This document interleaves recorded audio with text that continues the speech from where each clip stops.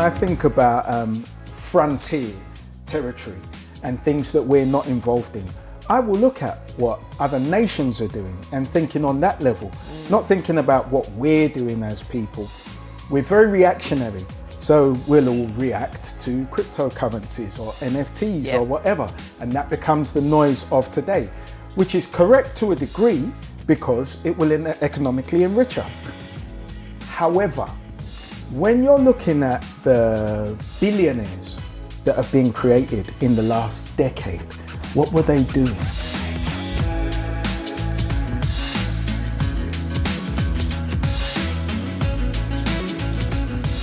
Hello and welcome to yet another episode of On the Sofa. If you don't know who I am yet, I suggest you go and look me up. I am here with a fantastic guest today. Dean, how are you? I'm great. Feeling welcome to the show. Fantastic. Thank you so much for coming. You're welcome. I want to pronounce your surname. I'm going to give it a try. Is it Okai? Yeah. Dean Okai. There are so many variations.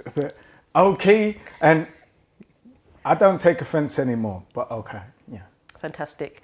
Let us start off by asking you who you are and the various things that you do. Mm-hmm.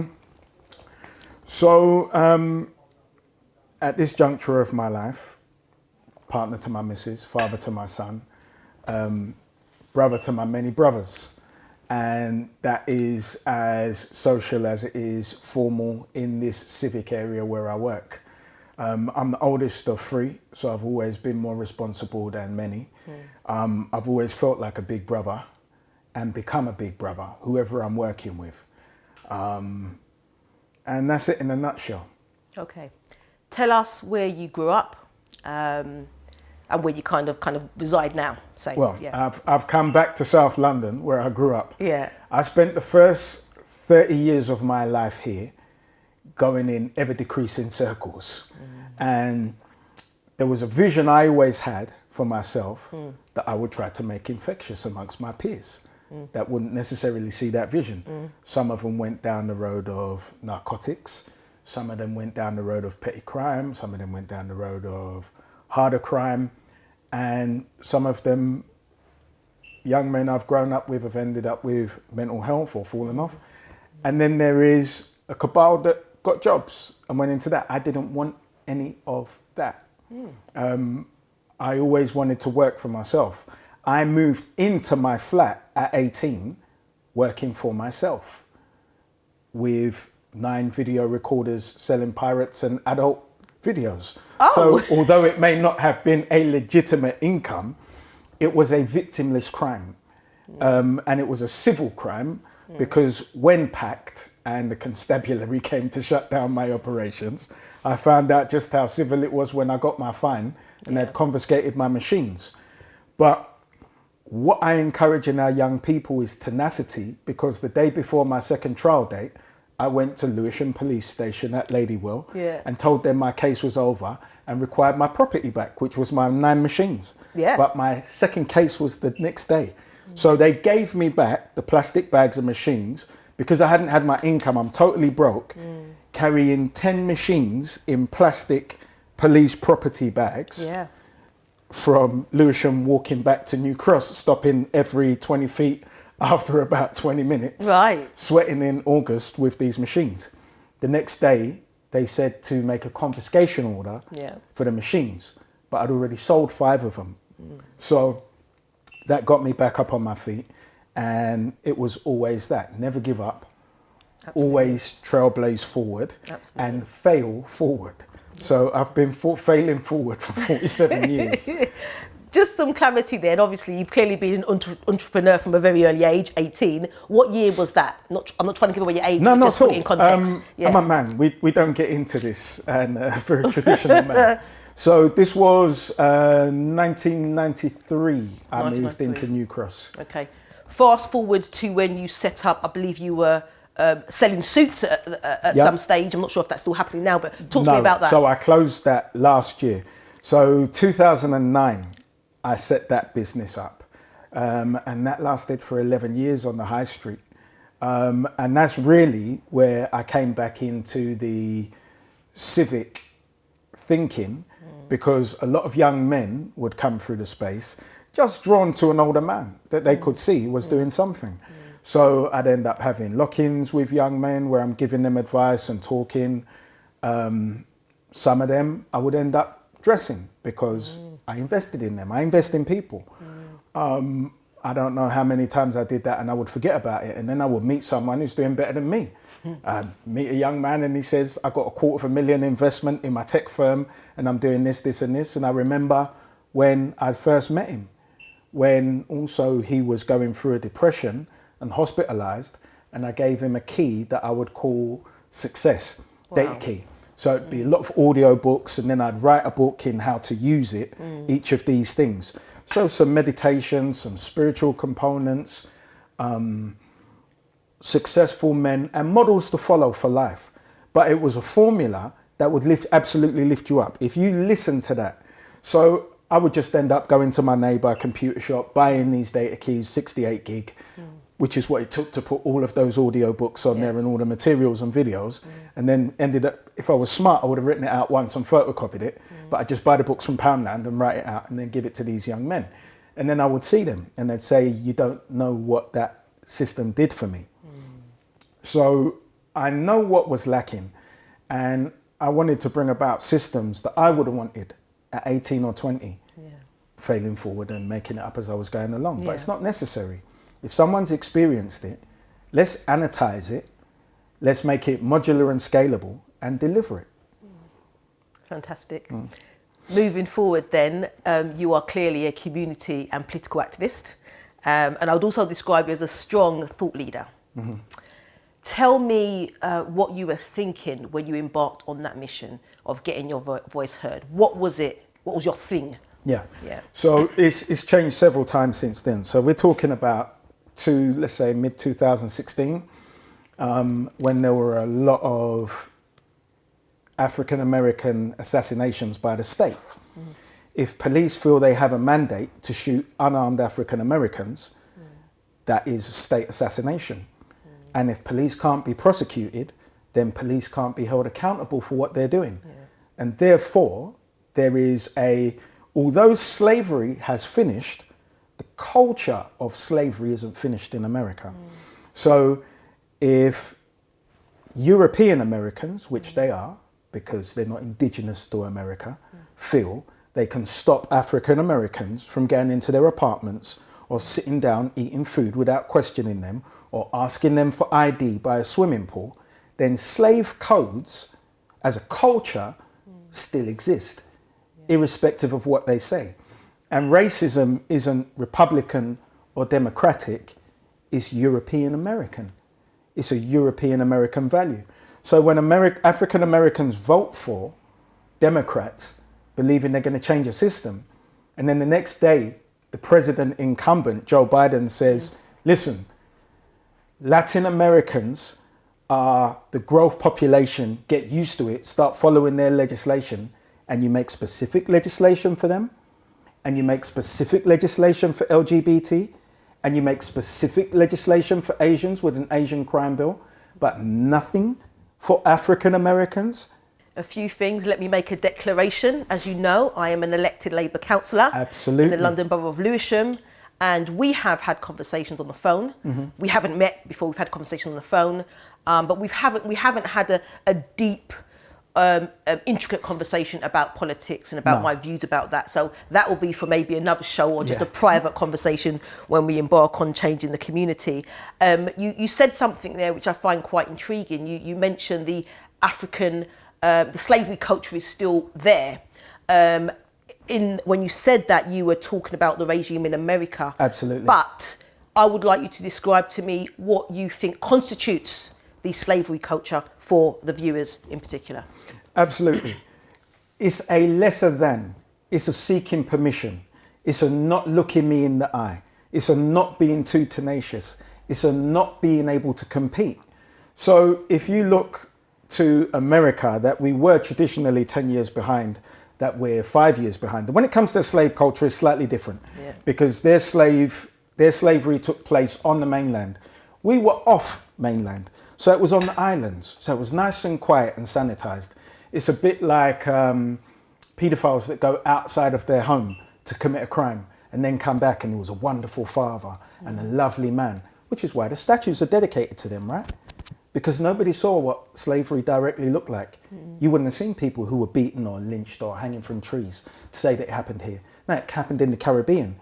You wouldn't have seen that there might be what is described as homophobia in the Caribbean, where our men were buck broken, where our men were raped and humiliated in front of the entire community by European men.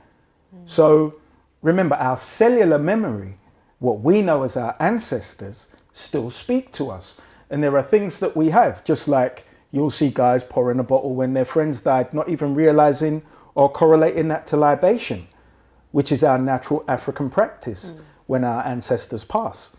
So these things are in us. And the slavery codes that are in the States haven't changed. So if you sit down and you're in your corner and European Americans don't want to see you, they will make it known. And then when police are called, they will speak to you when they're in the wrong. Because if I phone police and waste their time, I could be charged with wasting police time. Why isn't it a crime? Why isn't it a felony to phone police, to weaponize police against African American people? Do you think there's a similar issue in the UK? No. Our racism is covert and overt. But here, we don't practice slave codes. So it's very different. We practice clearly identifiable racism, which is just on its own merit. Because you aren't quite us. And we'll make you know. And we'll close the doors around what we have, whilst saying that. So let's take, for instance, equal opportunities. Yes, this is equal opportunities. Who are you? And we very much know that that information can be used to just put us to the side. So let's take, for instance, now, there is new legislation that they've created to ring fence, to institutionally, 10% of the national public spend, which happens to be 249 billion UK pounds sterling. Wow. Central government spend is 49 billion. So that is 298 billion that they are allegedly ring fencing from now, 10% for so-called black, which I will get onto, and Asian and other so-called BAME delivery partners as leads. So they're ring fencing this, which is about 28.7 billion. So what is the African Caribbean share in terms of civic public delivery, goods and services, of that 28.7 billion? Now, I get onto the term black because we both know that black doesn't actually mean an ethnicity. It means politically black, where anybody can self-elect, like Rachel Dolezal did, to be politically black, and it's perfectly legal. So when the previous Prime Minister invited a load of organisations to Downing Street around serious youth violence and said that it was specifically for black-led organisations, and then my colleague goes to Downing Street and he's in a room and 99% of the organisations are European white people.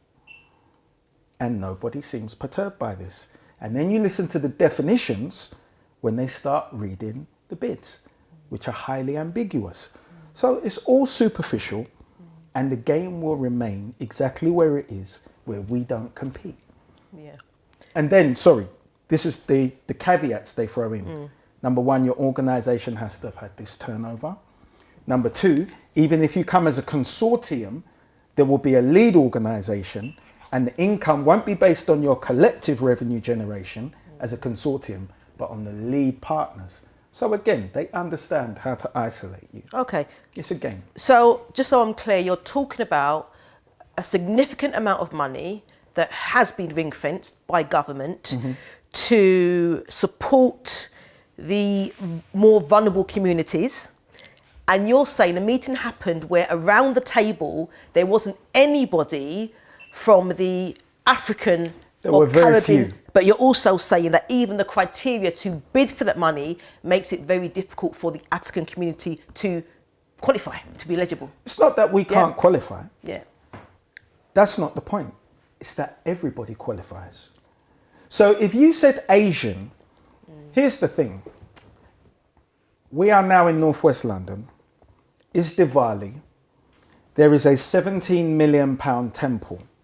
Now, if you had public money, which was around celebrating Diwali, and there must be a component which is for the entire community, and there is a component which is specifically for the Asian community who celebrate Diwali, it being their festival, it being that they are taxpayers who have a significant population in a borough, there must be a component that is specifically for them, identifiable as Asians. Now, I'm not Asian. Were I to bid on that component of money, would it be right and fair? And would it happen? Would I be successful in my bid? This is my point. I understand. I totally understand. Okay. Tell me about your CIC, I think, Community Interest Company. I know the acronym, but let me just say the spell it out. It's the African Diaspora Public Affairs Committee. Yes. Yes. Talk to us about that and how that fits into what you've been describing about the ring fence money, everything else. Yeah. So the first thing with me, I look at frontier propositions, things that we've traditionally not gone into. And I listen to Elon Musk and other frontier breakers. And they utilize something called first principles reasoning. Forget about what people are saying has been the traditional way of us doing it, because it doesn't work. You can get caught up in that melee, which is called red ocean strategy, where there's competition around what's always been done. Or you can break away into a blue ocean strategy, where there's no competition and these frontiers have never been transcended. So when I look at us and how we do things at a grassroots and then not at an institutional level, I say it doesn't work. But if we go into organizations like the Labour Party, I'm not going to contravene party bylaws, legislation and all the rest and change that, because there's no such thing as a river without banks, right? Okay, so the first thing I did was look at a community and say, who is doing this thing that I seek to do at the highest level? Yes. So I look at the Jewish community here and I say, they've got it and it's shrouded in mystery. And I say, who is doing it most powerfully, drawing down money from the state into their community, where all of their political leaders of the same ethnicity are also members, all of their entrepreneurs at the highest level are also members. ADPAC. Who is ADPAC? Who are the American-Israeli Public Affairs Committee? And why are they so powerful? Why does every hopeful presidential incumbent give a 40-minute speech to ADPAC and make it known, if you don't go and give that speech at the ADPAC AGM, you are not going to become a serious presidential candidate. So it happens that Bernie Sanders is Jewish American. He snubbed ADPAC. He's cut from all media in the debates. He's cut from all media in the magazines because they believe that he snubbed them. His subconscious mind is saying that there will be that stuff around the Jewish cabal if he does go, based on the Palestinian position, where the critique is coming from. Now, those who went received the endorsement. So if you watch Obama's groveling 36-minute speech, he had to do that, saying that he would double the military aid, which was $3 billion. Just to put that in context, $3 billion in aid to Israel is tantamount to the US global world aid for every other territory. And it's a military aid. for a population of 6 million people in a very contested area, which is always growing, which is the problem the Palestinians have, which is not my business as an African. In any case, I make the comparison.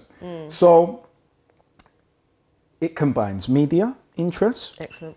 It combines political interests, it combines economic interests, and it combines social interests. And its description is broad and ambiguous. Yeah. The American-Israeli Public Affairs Committee, and what do? They do everything. If there's defamation, they'll be on it. Business people, you can donate. So thereby, when you donate, advocacy for you and your family is strong. Advocacy for our nation is strong. So for us, that's our continent. And our dual interest is either in CARICOM or the African Union, right? So if they have a problem, we can advocate on their behalf here.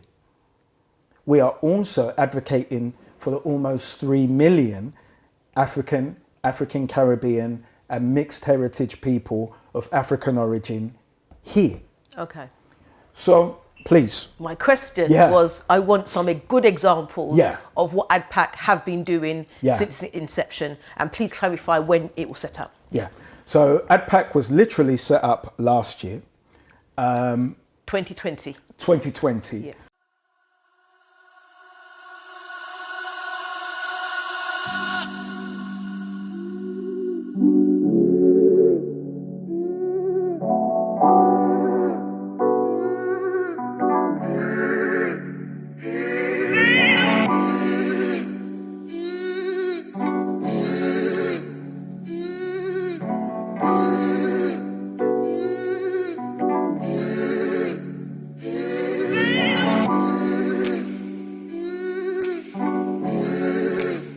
Off the back of a number of events where we had a think tank called the Solution Room.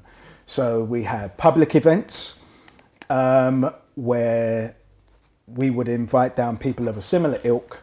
We'd have between 150 and 200 people come down talking around economics, education, spirituality, black love, politics, and really to enable us to be more effective, to be more collaborative, to share ideas, most effective practice and things of this nature. But what happened after a while is I knew such an inordinate amount of people, it's too much for me to contain until I'm looking at people like people who have a second and third language and they start stammering. I can't remember people's names. And these are people I've taken to dinner and spent hours with. It's too many people. And then the most effective use of these people and their energy, I saw as an institution. So I then went about setting up the structures because what we require are structures. And most of what I'd done was advocacy. So if somebody phoned me up and say that I got stopped by police and it was wrong, I will create an entire campaign. Well, that makes you an enemy of the people that you've got to go and look for money from. So remember, the influence, who controls the Metropolitan Police in London? You asking me the question? Yeah. Oh, you tell me. The Mayor's office. Right, okay. Right. Yes. Sorry, it's my interview. Yeah. I interview you, Dean. So you're also an elected official, so you know the role of the Mayor's office. I do, absolutely, yes. So coming out as a critic of the Mayor's office, there's a lot of funding that comes from there. And people don't realise that you have a dual battle. So then we start to design a number of programmes that I call a civic solution partnership, which is between us directly and the local authorities, public sector, but also private sector. Because you know that the private sector has also taken on a lot of the traditional roles that these organisations would have had, and they're outsourced. So it's not just refuse collection, they're also civic. So what the civic solution partnership looks like is us holding consultations like we did in those rooms. We did one for the Taking the Initiative Party. So their first public consultation, we organised and put together. I brought 78 of our base in a room. so that they could ask questions. What are our challenges? What are our aspirations? What are our desires? Just like you go to the mayor's office and we fill out these sheets of A2 between tables of people. Then they are sought through and we create policy off of the back of our genuine issues. So we create policy, not local authority. I'm not asking government or anybody else. African Caribbeans and our delivery partners in a public health approach where we have African Caribbean police, African Caribbean people from the NHS. So it's a public health approach, but a culturally competent public health approach. First things first, I have never been invited to the Solution Rooms conversation. Okay. So I do have an issue with that, You're Dean. definitely invited to the civic take you up solution on that. Partnerships. I saw loads of things on social media some years back, Yeah. and I think that's where I first saw you, and then you knew people that I had Yeah. known. And secondly, I again haven't been invited to AD-PAC, to any of the meetings, any of the consultations, any of the seminars. You're invited. And the reasons why I think it's really important is because I'm for the community. Yeah, yeah. And I've spent like literally 25 years, if not more, getting involved in things that really matter to the community. So I just think it's really important to keep that collaboration going and reach out to people, even if they seem really, really busy, because it could be that one suggestion that makes things happen. I agree. And the network gets bigger and it grows, and obviously we work collaboratively to make a difference. I agree. So please include me. So here's one thing that I will say. Ongoing conversation now is I would bring one of these consultations to Lewisham. We have a project right now called the African Caribbean Boys Wellness Project, which is to bring 30 young men in a room, and we do exactly the same for young ladies. We'll do them concurrently. And their parents in an adjacent room, so we can go through their anxieties, their challenges, their aspirations, how they feel secluded, so that we can form policy off the back of that goes into recommendation reports and also creates the initiatives that then answer those. Then we take those initiatives, and how it works where we monetize it is we bring those initiatives to local authority to get contracts. So now we want to answer the problems of those young men. And then that is where we insource. We don't call it outsourcing because it's just us. We call it insourcing our delivery partner organizations. So if it was young men, this could be a Manhood Academy, a WYLA, or an Origin HQ. It could be any number of youth engagement organizations, but also it would be the child parent intervention in their families. It would be the advocates that go into schools on their behalf when they feel they're being bullied, so that they know that they're fairly represented. It would be the rites of passage, as I mentioned, with those guys. It would be mentoring, where they're introduced to people from different backgrounds in industry, and also visit days to be placed within industry, because schools traditionally, especially African Caribbean young men, have been sidelined when we say, I'd like to do this for a living. And a teacher, having no vested interest, says, I think that's too ambitious for you. That's my experience. I know it's the experience of Gwenton, who was on here. I know it's the experience of most of my peers that I speak to who are doing what we do now, or professionals in industry. So how could we all have been told the same thing? And then when I was 17 and read Malcolm X, it was his experience. It's too much of a coincidence. Absolutely. So that needs to be taken away from people who aren't culturally competent to figure out what our needs are. Yeah, I really like the idea about the Young Boys Wellness plan you're making, and to bring the parents into those conversations. They have to be. I'm going to give a view here, and I need to be very careful in how I say it, but I have great concerns about the African Caribbean family structure and culture. Especially, obviously, we've always spoken about, fatherless homes, some parents not even being ready to, embark on being parents and bringing up kids.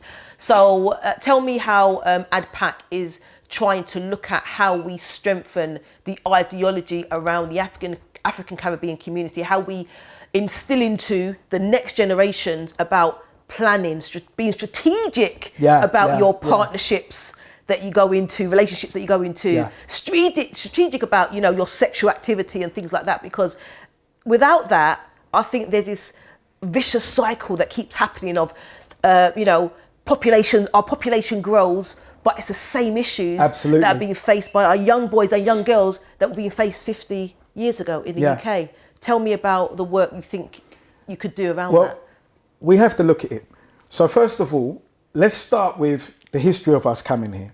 And let's go back to the Windrush, where families were coming here, married, and then produced an entire generation who ended up within 20 years being criminalized, who had a culture of creating single parent families. It's a phenomenon that was unique to this land. So understanding that, we know there are systems here to be circumvented. There are cultures here to be circumvented. It starts with rites of passage for our young men and women, which is where they learn common values of each other. Now, that's the early intervention. We also have a distance learning component, where as part of membership for ADPAC, they're entitled to the distance learning tools. We know relationship coaches and even marriage coaches, where all of that will be delivered in terms of video training, specifically designed for us to understand and embark upon. And it's remote learning, so you can watch it anytime, you can have repetition, and we learn from repetition.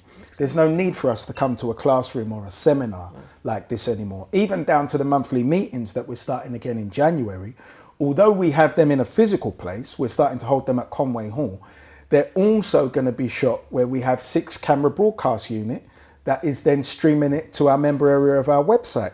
And then we cut up the snippets for social media so people can get the salient points.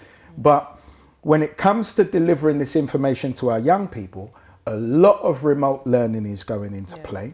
When we talk about the African Caribbean Boys Wellness Project, on the initiative side, everything that we deliver back has to be a partnership between the schools, rites of passage organisations, and then whatever extracurricular entities that those young men would engage with. But it's a system that has to be seamless so that none of them get lost. And we know that some of them will still get lost, but we have to design something that is seamless where you have to choose to go left. So let the ones who go left be the anomalies and not the norm. Because at the moment, the way the system is structured, young men who go left can be the norm and not the anomaly. We look at the solicitor as the anomaly.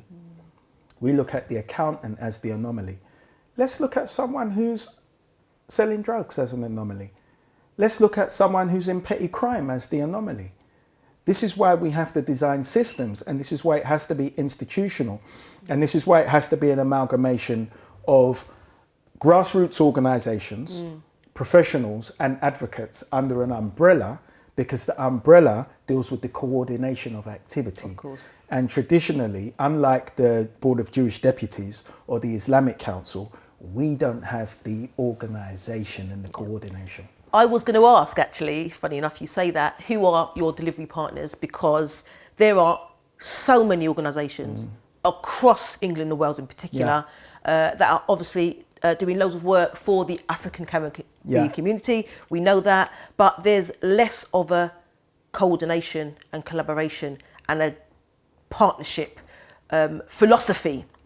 I think there's a desire, but often it doesn't really happen, or it starts and then it ends. How are you going about ensuring that you are, as ADPAC, trying to bring together all of these small organisations to work with you to achieve your aim? Well, first of all, I'll start why it ends. It ends because traditionally we embroil in charismatic leadership. Jesus burns out. There's no money, so we fold before we get to a point of a critical mass where we can bring everybody together. I've seen it so many times. I've gone to the mayor's office when we set up something called the Road CEO with about 40 colleagues. This is about 3 years ago. And we believe in the initiatives that are being announced. I don't. I'm a skeptic. So I always go with a skeptic's eye. So I go with 40 colleagues to the mayor's office. We do the mapping exercise of writing down, this is what we think it should be to solve serious youth violence for our young men. And I look around the room, and the facilitator on my table is a 23-year-old young lady. And I'm listening and I'm looking, and then I get concerns. And I asked the young lady about her background. It's, well, I'm the facilitator and I'm doing this. This is a mapping exercise to clap our intellectual capital. So then they can bring in consultants and pay them the real money to sift over our intellectual capital and then do something. And then the mayor says, I'm doing this. Well, that's traditionally what it's been. And this is why I stopped as AD-PAC from engaging on that side, because I saw it as a waste. And you ask, why do we stop? Because we burn out. I've burned out myself a couple of times because I'm a human being. I did it around a project which was managed leadership project, which was in Tottenham, where the way funding works, we're going to give you money for this borough here to get 20 young men for leadership. When I say leadership, I'm not talking about the guys and taking them from road because they're there. The guys we're looking for don't hang out on the road. They're at home, or they're at college, or they're at university. So how do you get to them? You would have had to create an entire system that is consistently speaking to them, usually digitally, in order for them to be able to even sign up to what you're doing, for you to identify them in the borough. So how now are you going to get 20 young men cold calling from where, who are going to dedicate to a leadership, true civic and entrepreneurial leaders, not someone who's feeling forced from the road. So the way that funding has traditionally worked, this is the dictate, doesn't work. So when I came away from that failed, I said, I'm not doing that again. And I refused to make up the numbers on paper, which we also have the option of doing. Yes. To say, well, we did it, because I can do that. That's the easiest thing in the world for me to do. But it doesn't make sense for me to do it and then say that we actually have the systems. So what I did at that point is go away and say, I now know what I didn't know. I know the funding doesn't work and it has to come from us. So you have to design an entire system that now says, this is what we require from what? Oh, from our public consultation, from this number of people. These are the real needs. This is all of the data that was extracted. Oh, you're talking about the children. What about the parents? No, children and parents. Because we, unlike social services, don't isolate the child from the parent. It's holistic, it's a family, right? So these are their needs. Oh, this is the policy that was written off the back of that as a public health approach, culturally competent public health approach. This is what is required in initiatives, and that's the funding that's required for the initiatives to deliver them to the same cohorts who told us what they need. That's how it needs to happen. Yeah. But we don't do that. Okay. I'm going to come in now and I'm going to say something which may be perceived as being a little bit controversial. You mentioned in response to my question around why don't we collaborate and support each other and work in partnership in a way that we should do to achieve this great aim and vision. And you mentioned how there was a meeting you were at where you kind of dressed back, took AD-PAC away from that. And also you mentioned burnout. Do you think there is something ingrained in our psychology? I'm not going to use post-slavery traumatic disorder or anything like that, but do you think there's something ingrained in our psychology, in our DNA, which means that there is a difficulty in working with your own? Definitely. It's a lesser than. And we may not call it post-traumatic slavery syndrome. However, it's exactly what it is, because although we don't have slave codes in the UK, we are still taught from school that we are lesser than. we are ethnic minorities. And we as professionals are held to a much higher standard than our European counterparts. For instance, you're a councillor, you couldn't think to become an MP or Prime Minister if you were the buffoon that Boris is. So he's held to a much lower standard as an upper class English white man than you would be as an African woman. And that is a problem. There is no parity. And because we're taught that, that is ingrained in our subconscious mind so that we're aware of it and we believe it. Absolutely. Do you, and that's a really good point. And one of the reasons for even starting this show was because I am a very, very empowered woman. Anything I want to do, I do it, and I do it to the best of my ability. Always learning. You learn those lessons and you embark and you achieve your aim.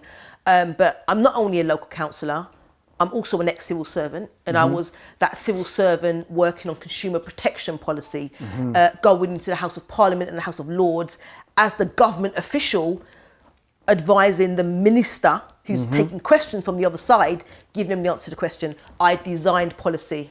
Do you understand? I also sit as a magistrate, in a local magistrates court up there in the South London region.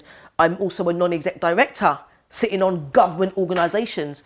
I solve problems for organisations. CEOs answer to me, who gives them scrutiny. And the reason I mention that is because if I was somebody else with fairer skin or a white woman with blonde hair and blue eyes, I wouldn't have anybody approaching me to deliver free training. I wouldn't have anybody asking me to come to, I don't know, Chelmsford to deliver an empowerment session, but we will pay your expenses. What about my time, my preparation? What about my years of experience? And intellectual capital. Do you understand? Yeah. So one of the reasons for doing this show is to get people on who are extremely experienced, extremely competent, doing some really good things in their field, so I can showcase them to the world, because nobody else is doing it. So I'm so glad you gave the example about lack of parity and comparing myself to Boris. I could, even if you did get there, you couldn't even behave like that. And that is the issue that we face. And we need to call it out, hence why I have this platform to do that. So thank you for bringing that in. And that's exactly why we have this in our subconscious minds. Absolutely. That we don't get together. Yes. And it's not only that, it's also that we've been taught to only chase the money. And herein lies where we will turncoat. Because we don't socially or economically reward our people. But white supremacy financially and socially rewards us, right? And when it does that, it will make you the authority, and it will pay you well, give you your own platforms, so that you now become a voice of us, but not for us. Yes. And that's very good. And think about it. I've just given an example of things that I do. Someone might argue, but Rachel, you get booked to speak, you're changing people's lives, you're doing all this stuff in government, your income is great. You don't need to showcase anybody else. No, Why? we always need money for what we do. The point I'm making is that this platform is to showcase people who are doing a great thing, and I'm using my time. I don't get paid for there's no income stream here. I pay for the setup, for the facilities to make sure that I can showcase people doing some good things. So the point I'm making is that I have decided that, yes, I can be in this world and do all these things and get paid well, but there's a community that I'm a part of, that I feel responsible to make a difference for. But here's where your payoff comes. Your social capital grows. And when these important rooms come about that are speaking to us, we know from the mapping exercise of the people that you feature, who is supposed to be in that room. We know that you're supposed to be in the room. And we know the coagulate that you are, that pulls it together. That glue, that role is a very important role. And when people aren't encumbered by ego, small-mindedness, who provide that role, we recognize the importance of those people. So it doesn't matter that it's not a mass adoption. When there's a big enough cabal to create a critical mass, that's when the room is offered and we are there together at the table, that something important happens. Absolutely. Just for the viewers, we haven't said, what is your actual position in AD-PAC? What would you do? What's your title? Yes. Founder and strategic director. Fantastic. And as strategic director, my role is to create relationships. It is to really stand behind and create policy and the structure for policy. So I don't even have to be in the minutiae of it, but just coming up with the ideas. As I said, when I think about frontier territory and things that we're not involved in, I will look at what other nations are doing and thinking on that level, not thinking about what we're doing as people. We're very reactionary. So we'll all react to cryptocurrencies or NFTs or whatever. And that becomes the noise of today, which is correct to a degree because it will economically enrich us. However, when you're looking at the billionaires that have been created in the last decade, what were they doing? They were conquering frontier territories and they were changing the landscape of how we act socially. So without a Facebook, you wouldn't have a Twitter, you wouldn't have, let's go to MySpace, you wouldn't have a Twitter, you wouldn't have Instagram, you wouldn't have any of these things that have totally changed how we interact socially. How I can now interact with my contemporaries in Nigeria, in Ghana, in the States, in any Caribbean island, where we can actually start off having social conversations, go to Zooms, and then be having institutional meetings from meeting each other and being aware of each other on social media. That's amazing. And it was frontier territory. But what are we doing now to establish frontier territories that are Pan-African in nature and will serve to create greater intra-African trade and exponentially grow the frequency of that, knowing that there's a complete free trade agreement on our continent?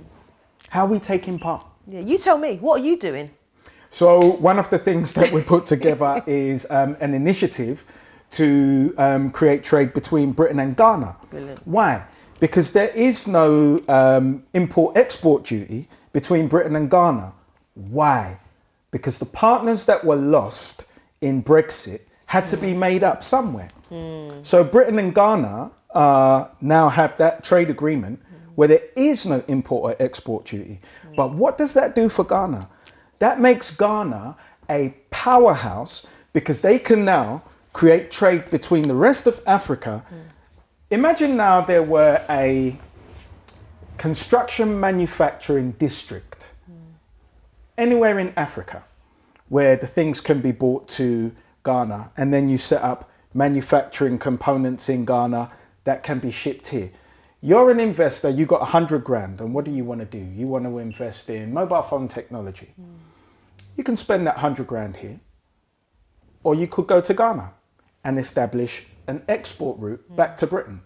So number one, Ghana is a macro economy. If you take £400 as a middle class income, so now you've got graduates that you're paying £400 a month, as opposed to largely unskilled people that you're paying £400 a week in a building that you're renting for 100,000 a year, where you've built a manufacturing plant with 100,000 UK pounds sterling and bought the land.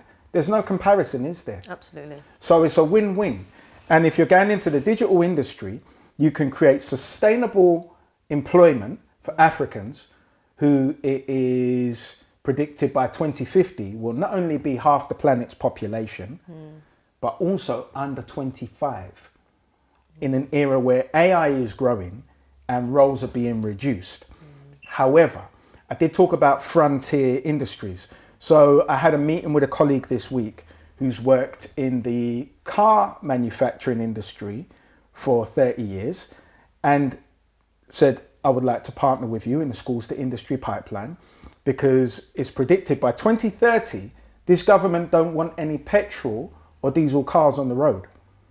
They want battery powered cars. Great for Elon Musk shares. So by 2026, They want most of this to be in place.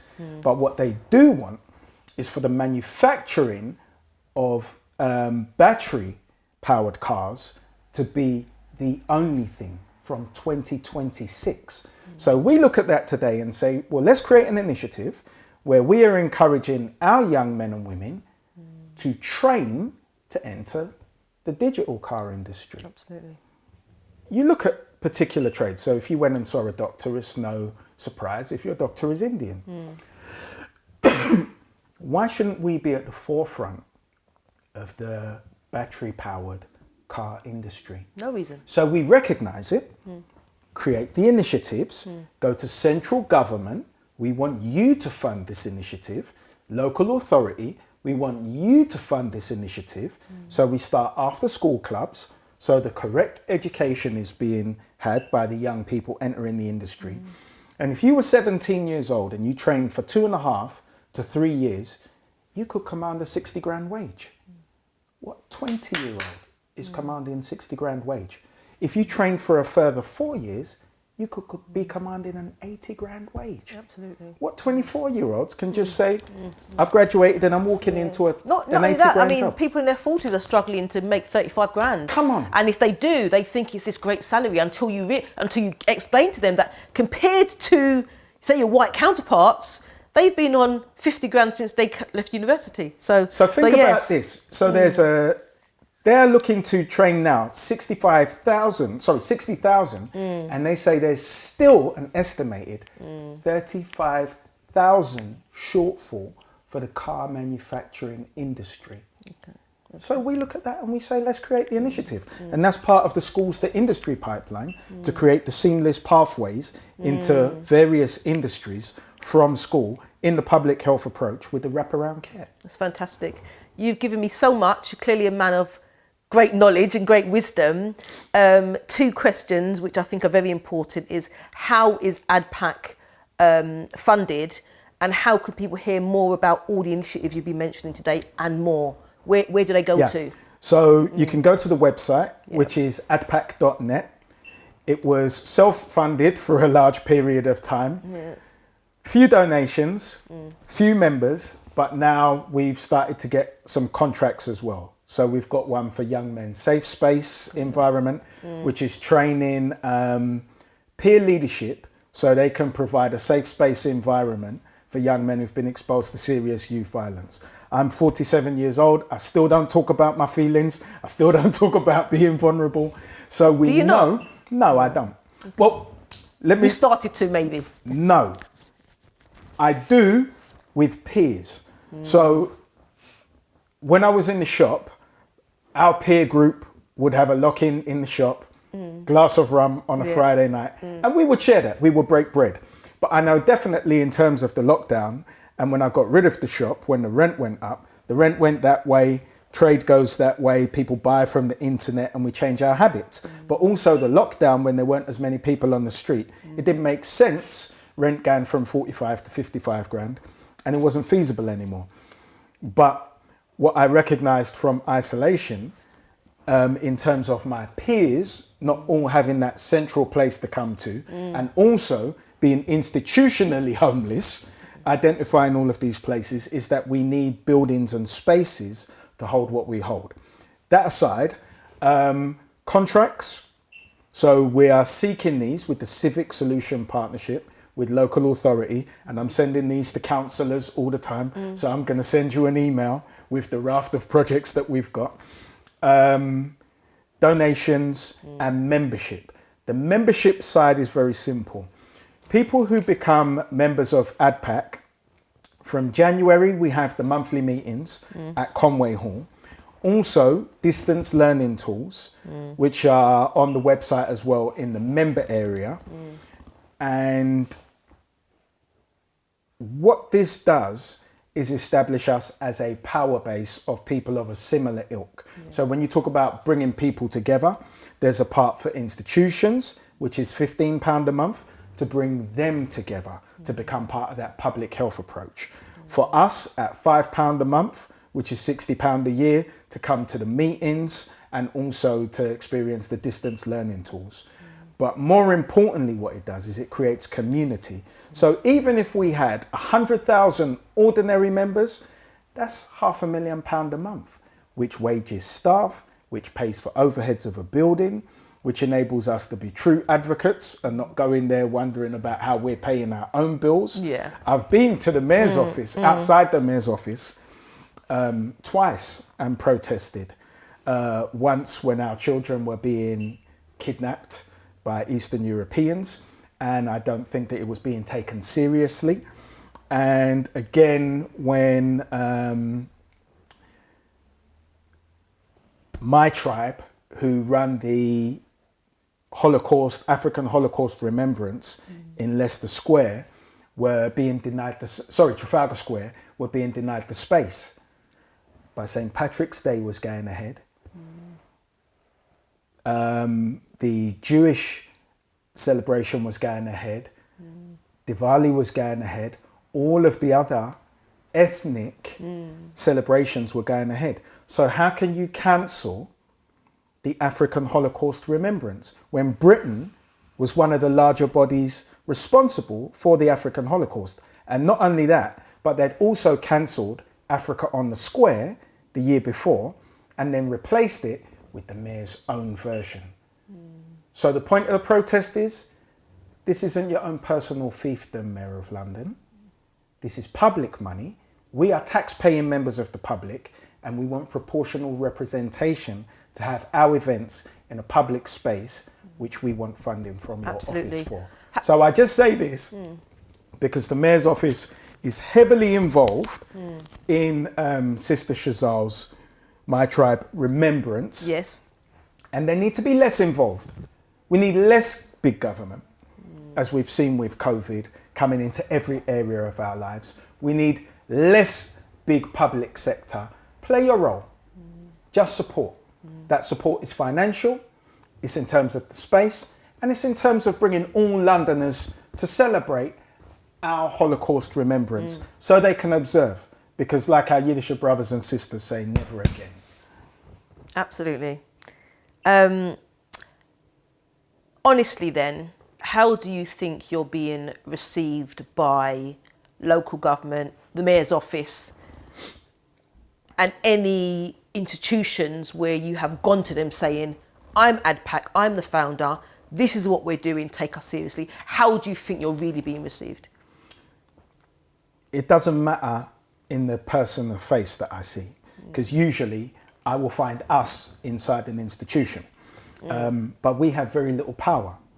And then on the other side, there is very little desire. So it's a war of attrition that doesn't stop, and it's a day by day. I can sit down with two fantastic colleagues in New Scotland Yard, and we could shoot the breeze all day, and we could talk about this effect in terms of reference and meeting this person and that person. But is there any desire on the other side of the fence? Because they're fighting their own personal battles and wars. So I have colleagues who are councillors who will first come and complain to me about their party, and then I'm coming to you to get initiatives set within your borough. So it's a constant war of attrition. So it's not for those who are faint of heart. There is no embracing of what we do because we haven't established ourselves as an easily identifiable economic base. You can look over there, say Chinatown, Chinese base. There's a leadership that's clearly identifiable who represent Chinese people. Jewish Board of Deputies, clearly identifiable that if you go to Stamford Hill, the Frummers are an economic base. And people wouldn't realise, I say because Jews make all the money. Well, you wouldn't know that they were also the biggest benefits recipients in their ward. So things can be systemised, even benefits can be systemised, but they're not. Nobody looks over there and says the Frummer community is the biggest benefits recipient in their ward, but they are. And how do you know that? I'm privy to quite a lot.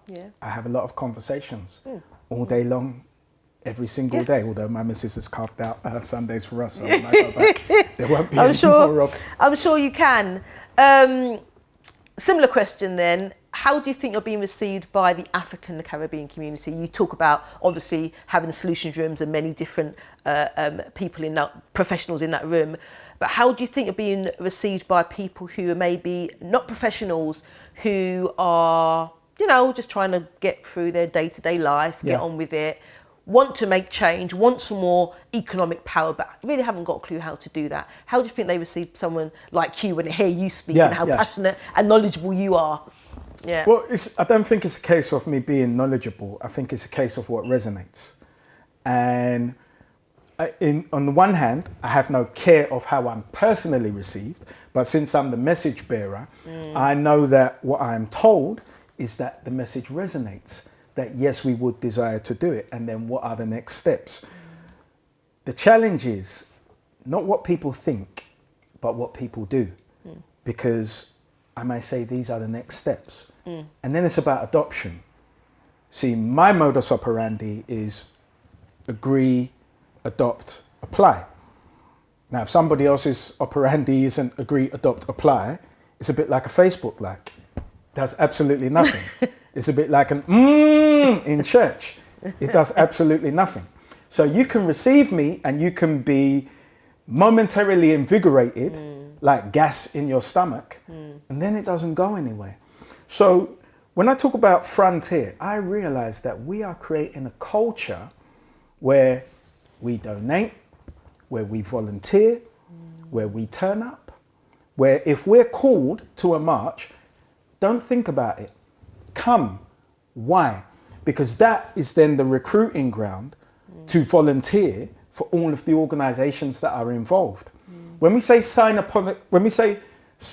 petition, don't think about it, because now Sister Space got 100,000 signatures and the questions have to be asked.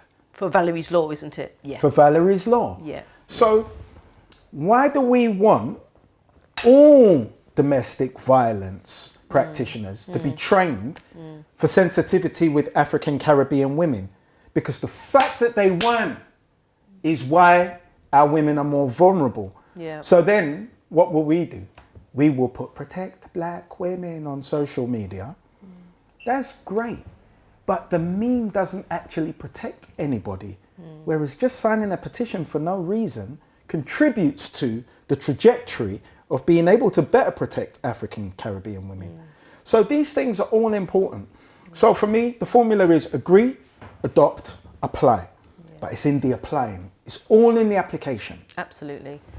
What message would you give to young people or anybody out there on the road, inverted commas, to think about how they can use whatever skill they have to make an impact for the community via ADPAC?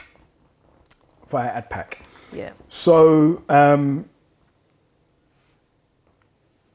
number one, I would say as a person that I have no judgment of criminality that young people find themselves in that doesn't physically harm other people. And I say not that you're condoning criminality. I don't condone criminality at all, but I do understand how people find themselves in petty crime or even serious crime. Yeah. And then I've got to look at the incarnations of a Malcolm X or people of that ilk that have started out in petty crime and then completely turned their lives around to become the advocates that have then gone on to produce people like me. Absolutely. So I have no judgment of it. What I say is you've got to recognize at a point what you're doing. And you've also got to look around at the makeup of our community and realize the futility of what you're doing and how limited it is. Because there's a reason I say I don't have any judgment of the criminality. All, not some, all communities were established on illegitimate gain. Turkish community, heavily involved in trafficking of heroin, as were the Pakistani community. Built green lanes. Grocery businesses that employed their families, that imported Turkish goods or Indian goods or Pakistani goods, started in heroin, very simply. You look at the Polish community who came here and established, started in sex trafficking, set up shops for their community, set up centres, social centres for their community. So there's always been a relationship between civically minded people and the criminals. You see here, we are... And let's not forget, we know that in the British Museum, they have many things that they have taken from Africa. And, so we're clear and we on don't that. even have to go that far back in history, because we now know through the Freedom of Information Act that Tony Blair's case for going to Iraq was totally false and about theft. So look, we know that Britain has no problem with stealing, and we know that they're doing exactly the same thing now in Ethiopia to go and steal resources. So they will back an oppositional leader who will commit serious crimes against the people outside of the elected officials of that nation, which is happening in Ethiopia right now, with the meddling from Britain and America. And just like Iraq, it's only about the theft of resources. So first you back civil war so that you can jump in so you are the cause of the problem. Self-appointed leadership, and all power is self-appointed bar none. So that old tested formula of create the problem, present yourself as the solution, and go in so you can execute your agenda, which is only sophisticated theft. But herein lies the question. If I was a serial killer, I'd be the most morally reprehensible person on earth, right? But if I was a military sniper who'd killed 170 people, I'd be the most celebrated hero. I know. So the way that these things are packaged is all important, but don't let it go by us that illegitimate incomes are how all people establish themselves. But we want to make it clear, especially for this interview, that there is no way that anybody's condoning criminality. You're just giving examples. Not in any way, shape or form. Of how economic bases have been built within communities. I don't endorse selling narcotics. I don't endorse nations stealing oil. I don't endorse nations selling fake or faulty medical supplies to so-called third world nations, as Germany did with thalidomide, after they knew that it caused deformities in birth. So we don't question these things. And all of these nations continue to do all of these same things they've historically done. Okay. So you've given me I so much. You for a second there. You give me so much there. No, you couldn't scare me, Dean, even if you tried. Trust me. But you give me so much there, and I'm sure it's going to make a great interview. My two very last interview questions are the one message to anybody out there who wants to know more about you and AD-PAC. Let them know what that message is. Absolutely. And the second question is, describe Dean Okai in one sentence. Okay. First of all, it really doesn't matter what people think about me. So in terms of AD-PAC, go to the website, adpac.net, be curious. If you're professional, think about how you can contribute to our community. There's a number of initiatives there. Something that resonates with you, there are plenty of contact forms. Contact us. In terms of the one message, let's get used to seeing us as an economic group. If we're any doubt as to what that looks like, think about Black Pound Day that Swiss created. It filled a need. So we are under no misapprehension as to what it means come Black Pound Day as to where we're going to spend our money. It's us. So start thinking about us like that in every single way of our lives, for our children's education, for our rites of passage, for our employment, for our advocacy. Don't say it's them. And for God's sake, when talking about us, stop saying them, say we, because it's us. Because it could just be the snap of a finger that we are that person, the them that we're talking about. Excellent. And how would you describe Dean Okai in one sentence? I think it is important. Yeah. I mean, you might not care what people think about you in that lateral sense, but actually, you know, as a human spiritual being, people like to know who those people are who are pushing certain agendas to make a difference. Absolutely. So it's very important to know the person. So, you know? so in that much, if you ask me in a sentence, I could say it in a word: dedicated. Fantastic. I'm a true believer. So. Fantastic. Thank you. Well, that's the end of the formal interview. Again, I think we've got so much, so thank you very much. I would love, though, for us to do another interview, maybe in future years, when On the Sofa is doing live interviews in a studio with an audience. So I think we need to really think about how we get that sorted out. But I'm going to now move on to the personality questions. A bit of fun. 3 personality questions. They're new ones, so you haven't heard them before. Okay. No problem. So have you been watching my podcast? Yeah. You have. So you've heard what those old personal questions are. Here's some new ones. So you're in a work meeting and your manager continues to undermine you in front of your clients.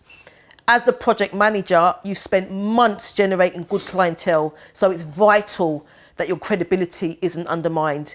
Do you ignore your manager while staying silent, as it's important not to create any conflict? Put the meeting on a 5-minute hold to have a discreet word with your manager saying, stop that. Consistently defend yourself in front of your clients so they don't think you're a pushover. Well, in my position, I haven't had a manager or a boss for such a long time. However, in meetings with counsellors, this is something that they can do. And I have a trick whenever I want anybody, and I've done mentoring for a number of years in schools, I will tell young people, there's a number of ways of telling people to join the Foreign Office. And that FO, we all know what it is. And one of them is, bear with me, not to cut you, and then making your point. Because we can't sit down as advocates and be silent victims. And I've done it my whole life. And they'll say, well, no, you are cutting myself. I understand, but bear with me, just for clarity. And it doesn't matter how forcefully you say that. Cut them off at the knees and deal with everything else afterwards. And do you know what English people do? I apologize implicitly. I don't mind offending you, because I'm only interested in our objectives. And if you are there to circumvent my objective, you won't be for long, because I'm not a wallflower. Okay. Bear with me not to cut you. I apologise profusely. Fantastic. You've got me laughing there. That's a good one. I like it. Mine's quite similar, actually. Yeah. And I've been told that sometimes I defend myself quite viciously. It's called tenacity. So I'm being attacked, but I must come in. It's called tenacity and passion. Who does that? And if you're not that tender, possibly you shouldn't be in this room. There we go. Second question then. When it comes to dating, do you think 2 people can be compatible irrespective of their differences in values and moral compass? No. Do you want to explain just a little bit? Dating sometimes is a euphemism of creating friction on each other until fluids are exchanged. So if that is the case, yes, it is. But when we're talking about sustaining relationships, I really don't think it's the case. It starts with values and it definitely continues with a moral compass. Absolutely. And at some point, when those 2 things come to collide, that relationship won't be sustainable. Absolutely, I agree with that 100%. Last question now. If you, Dean Okai, had all the money in the world, what would you do with it and why? I'd use it exactly the same as everybody else does. For us, 54 African men get on a plane to go to China because of the perception of capital. Not even the drop-in, just the perception of capital. 54 men get on a plane to go to Russia. All of our leadership, so-called leadership, will react, some like prostitutes, to money. Money is power. And understanding that I have an agenda for Africans to live a full and free life as much as our European counterparts or our Western counterparts, number one, there will be strings attached so that we can deliver our civic projects, civic buildings, schools that our children deserve on the continent and here, specifically for us and in all of our diaspora nations. I know that our leadership will turn up for money because those who were considering themselves radicals when they were students became prostitutes by the time they realized they couldn't make any money or gain any position from our community. So I know what money does. And I would draw and encourage our leadership to be true and effective leadership for us, to be able to deliver all of the civic projects that we require globally. Money is power. And there's a reason that men dangle it in front of our leadership. It's because they react. Fantastic. That's going to make a great trailer. Thank you for coming, Dean. Really appreciate it.